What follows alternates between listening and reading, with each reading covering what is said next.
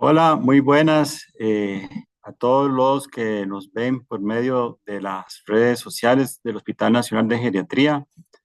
Esta semana que conmemoramos la Semana Mundial de las Inmunizaciones, desde el Hospital de Geriatría y desde el Servicio de Epidemiología del hospital, hemos de transmitir esta charla con conceptos básicos sobre la vacunación en las personas mayores. Yo soy Gustavo Leandro, soy médico geriatra y formo parte del Comité de Vigilancia Epidemiológica.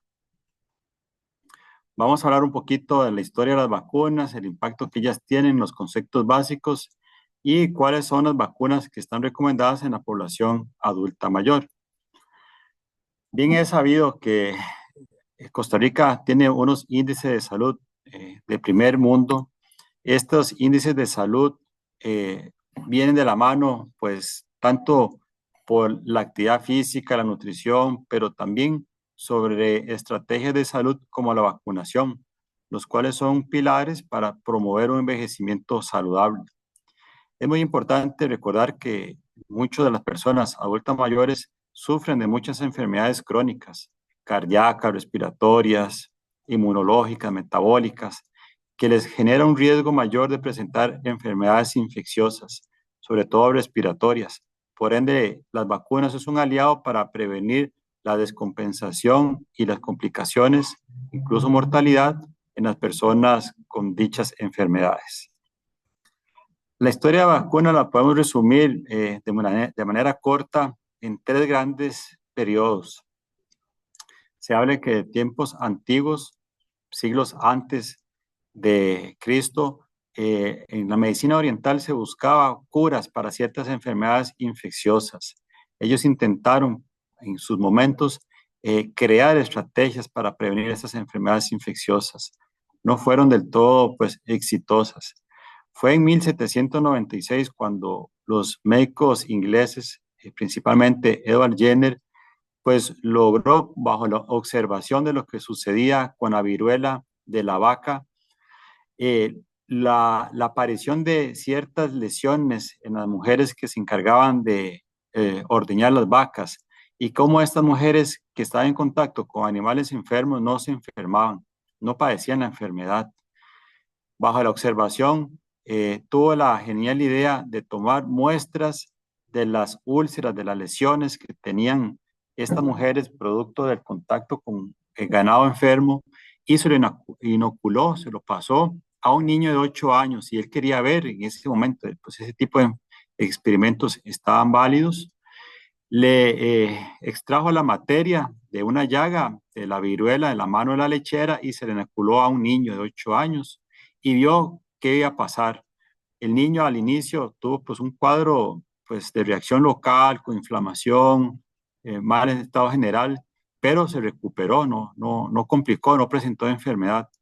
Posteriormente él dice, bueno, si ya tomamos la viruela de la vaca en una persona que tenga la viruela humana, tomó lo mismo y en ese mismo niño volvió a experimentar y vio que no tuvo ninguna reacción.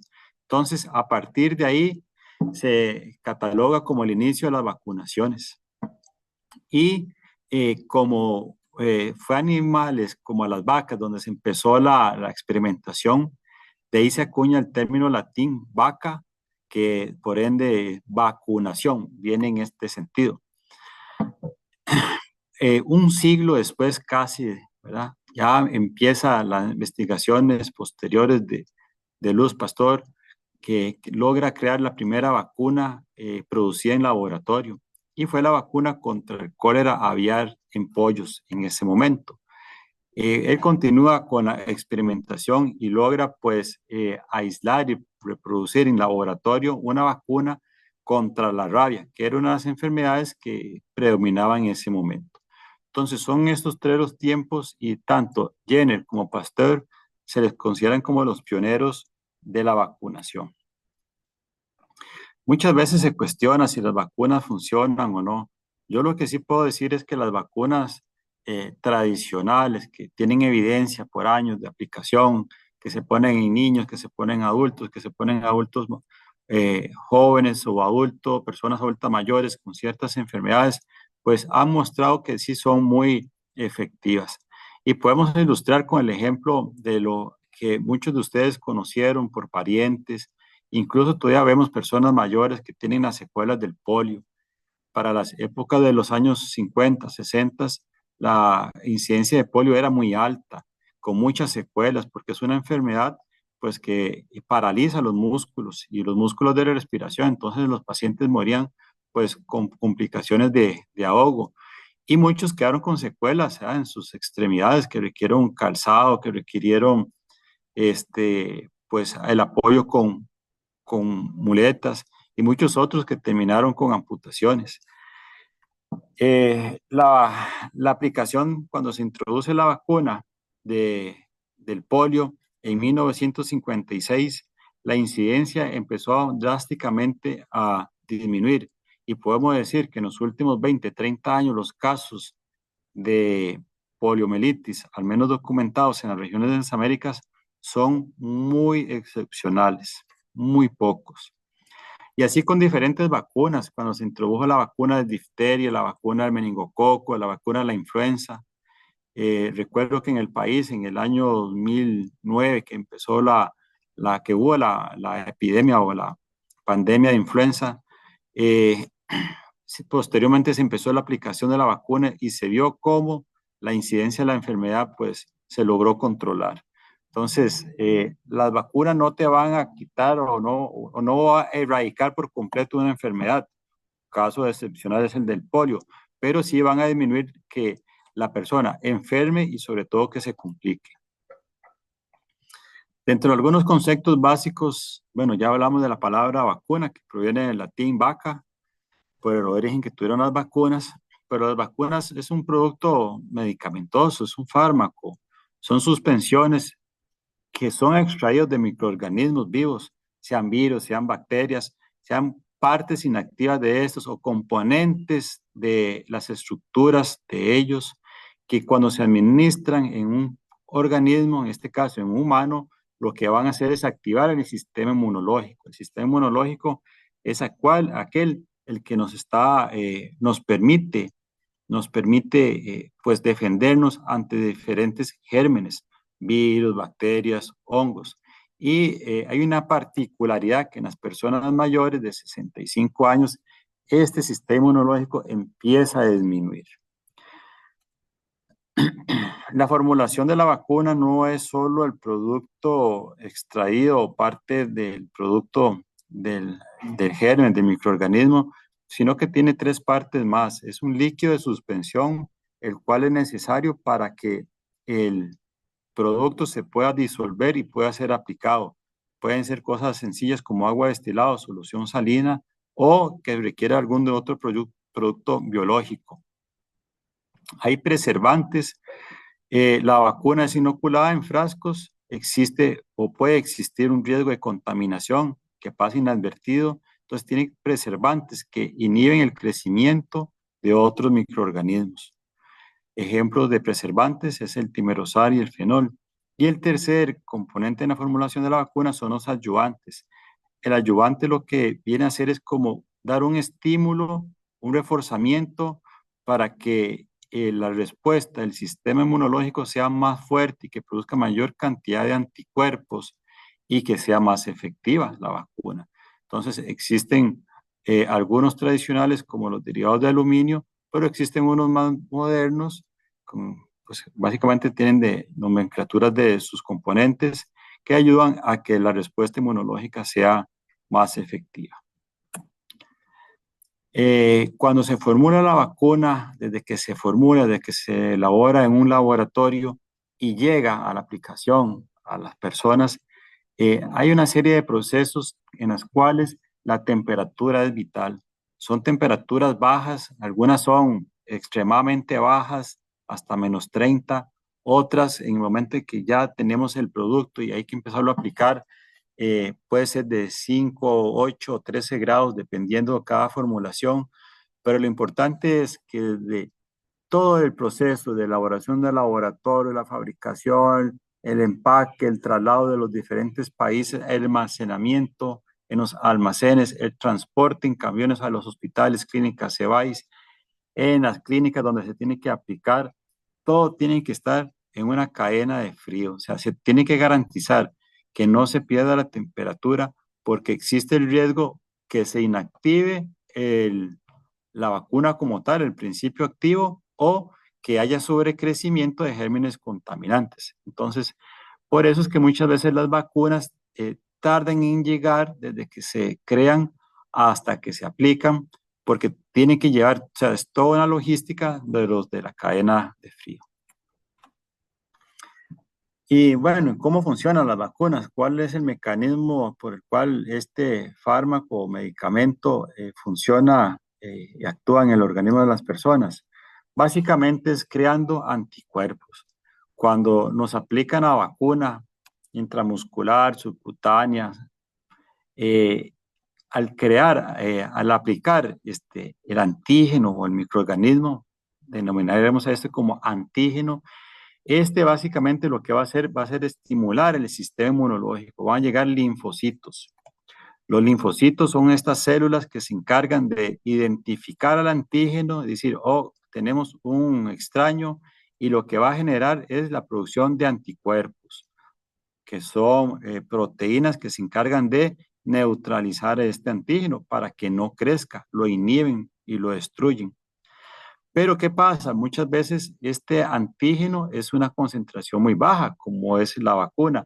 Entonces, estas células de defensa, los linfocitos, van a producir anticuerpos que van a estar circulando, pero van a replicarse o van a crear nuevas células que se llaman células de memoria, en las que les dicen, vean, en adelante ustedes van a tener presente que cuando se topen con determinado germen, el que fue vacunado, tienen que llegar a destruirlo.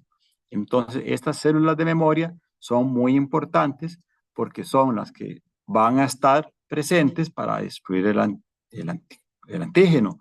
¿Qué sucede con el envejecimiento? Que muchas veces de estas células de memoria empiezan a disminuir o la capacidad de producir los anticuerpos disminuye.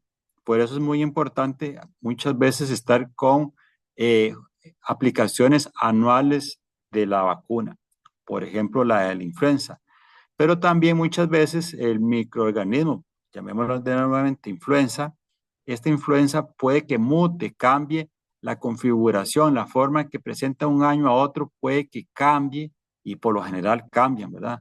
Cambian y esto es como un mecanismo de defensa que tienen los microorganismos para tratar de evadir a estos policías llamados células de memoria, linfocitos, que producen los anticuerpos.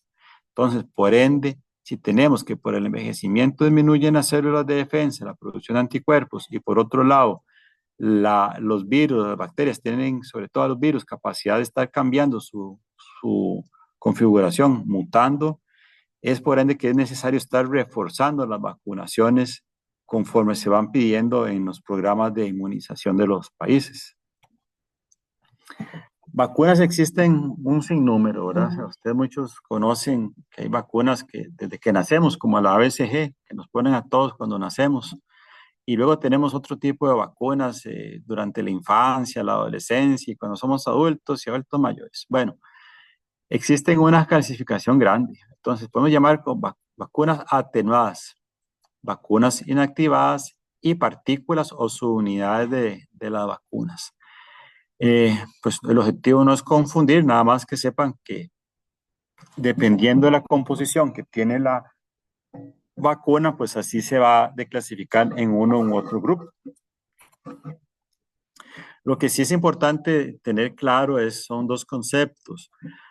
Cuando hay una contraindicación para vacunarse y cuando hay una precaución. Es sencillo, digamos, desde el punto de vista de uno médico. ¿Qué es, qué es una contraindicación? Es aquella situación en la que la persona, si se aplica la vacuna, tiene muchas posibilidades de tener una reacción adversa. Por ejemplo, si yo tengo una alergia documentada al huevo y esta vacuna fue formulada en el laboratorio en la que estuvo expuesto a componentes del huevo, entonces, obviamente, si yo me pongo la vacuna y soy alérgico al huevo, probablemente voy a tener la reacción adversa. Se me hinchan los labios, tengo un problema respiratorio o puedo tener un paro. Entonces, cuando uno sabe que hay una contraindicación, por eso el enfermero, el médico que va a mandar a aplicar la vacuna, tiene que tener claro esto. La precaución es aquellas situaciones que la persona presenta y que le genera un riesgo, o sea, que puede tener un riesgo para que presente una reacción adversa, sin que exista la contraindicación absoluta. Es algo más que todo transitorio. Por ejemplo, si me van a vacunar contra la influenza, pero yo en las últimas 6 semanas tuve un cuadro respiratorio, tuve una bronquitis, tuve una gripe, eh, no es recomendable ponerse la vacuna porque existe mayor riesgo de que se agrave una probable reacción adversa. ¿Qué hay que esperar? De que pasen 6, 8 semanas desde que tuve el cuadro infeccioso para podérmela aplicar. Entonces, estos son conceptos que son importantes de tener presente. Cuando se va a vacunar a una persona, uno puede decir, bueno, a todas las personas les ponemos todas las vacunas. No, esto hay que individualizarlo. No todos requieren las mismas vacunas. Hay unas que sí podemos decir que son, pues, como para el grupo etario, pero hay otras que tenemos que individualizar. Por ejemplo, hay vacunas que son muy específicas por regiones geográficas. La encefalitis japonesa. Si estamos en América Latina, no tendríamos que aplicarnos una vacuna de este tipo.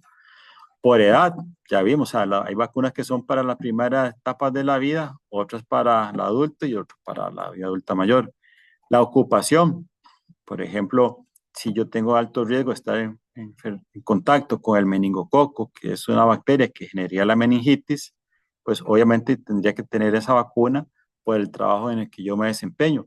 Pero si no tengo contacto con este, pues necesariamente no está obligado o no estoy con la necesidad de aplicarla. Entonces, uno tiene que individualizar cada una de las personas. En la caja es una diapositiva que me la había facilitado en su momento la doctora Diana Paniagua de Oficinas Centrales sobre el programa ampliado de inmunizaciones. En la caja tiene un programa bastante robusto, grande, que tiene mucha ya evidencia y contempla pues todas las vacunas que se deben aplicar por grupos etarios y por exposición, ¿verdad? Entonces, realmente la Caja de Seguro Social y el grupo que mandan los compañeros allá, pues realmente está muy sólido y tiene la experiencia de que abarca pues desde que nacemos hasta que somos adultos mayores. En general, uno podría decir que la población adulto mayor requiere ciertas vacunas. A nivel de los Estados Unidos, anualmente ellos actualizan las recomendaciones, son consultables por el Internet y las últimas vigentes pueden hacer referencia a la vacuna a la gripe, vamos a hablar específicamente de ella, el neumococo, la bacteria que genera la neumonía. El virus respiratorio sincicial es una vacuna de recién incorporación que va específicamente para adultos mayores y mujeres embarazadas. El herpes zóster a partir de los 50 años, porque las complicaciones del herpes son muy complejas en las personas mayores con una neuropatía que puede ser bastante incapacitante. Y la vacuna del tétano, difteria y tosferina, denominada con TDAP.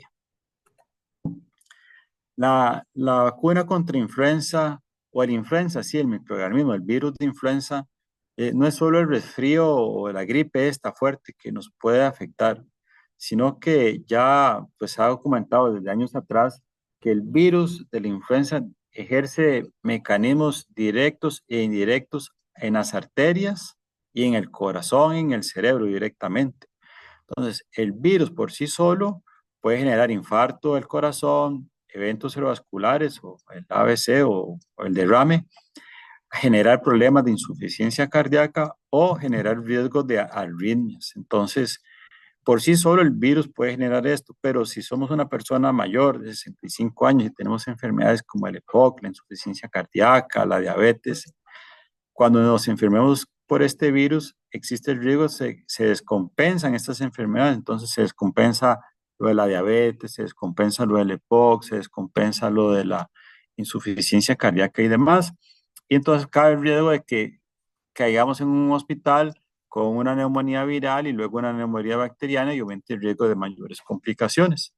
Entonces, la vacuna contra influenza se debe aplicar anualmente a todas las personas mayores de 65 años, que por cierto va a estar a partir del próximo mes en los EVAIS y en las principales clínicas o lugares de aplicación tradicional en la caja del Seguro Social.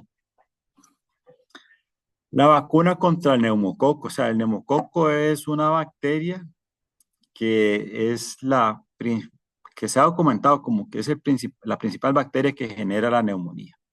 Es un poco difícil de documentarlas por los medios tradicionales de laboratorio, por medio de los cultivos de secreción bronquial, pero se ha visto que con las nuevas tecnologías de biología molecular se sigue detectando siendo la principal eh, enfermedad bacteriana que genera neumonía. Existen dos vacunas. Existe una que se llama conjugada, que viene con una proteína que hace que la respuesta sea un poco más potente, y una que es de polisacáridos, que la respuesta puede ser menos potente. Creo que lo importante es que cuando una persona tiene sus factores de riesgo, más de 65 años y con enfermedades, tenga presente esta vacuna. O sea, muchas de las personas mayores en el país se le han aplicado la vacuna de polisacáridos, pero si no la tienen es importante pues consultarla con la enfermera en OSEVAIS o con el médico en el EVAIS o en los hospitales para revisar si se le ha aplicado. Por lo general a los 65 años, cuando va ingresando a este grupo etario, se aplica la vacuna contra el neumococo porque como repito, es la que genera mayor riesgo de neumonía bacteriana. La vacuna contra difteria, tétano y pertusis contempla tres gérmenes que muchas veces se relacionan sobre todo con complicaciones respiratorias, tos persistente, ¿ah?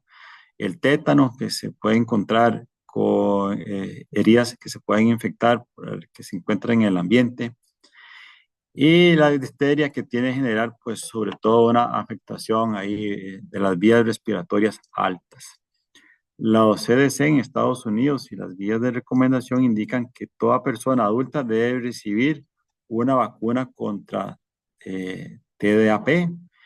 En los adultos mayores que nunca la han recibido, pues debería tenerlas aplicada.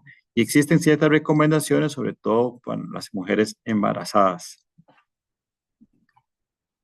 La última de las vacunas que uno puede estar recomendando, como tenerlas siempre en presente, es la vacuna del herpes.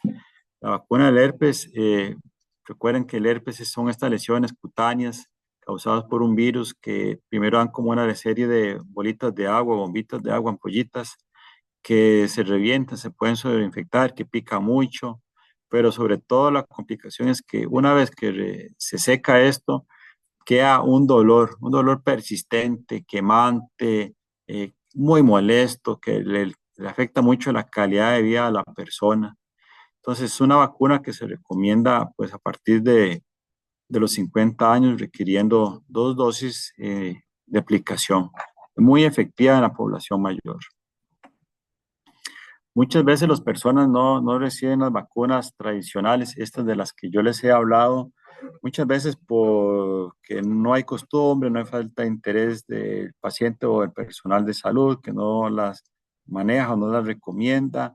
Algunas veces se duda sobre la eficacia o temor a complicaciones, pero por lo menos estas que yo les he mencionado son vacunas que se han aplicado por años.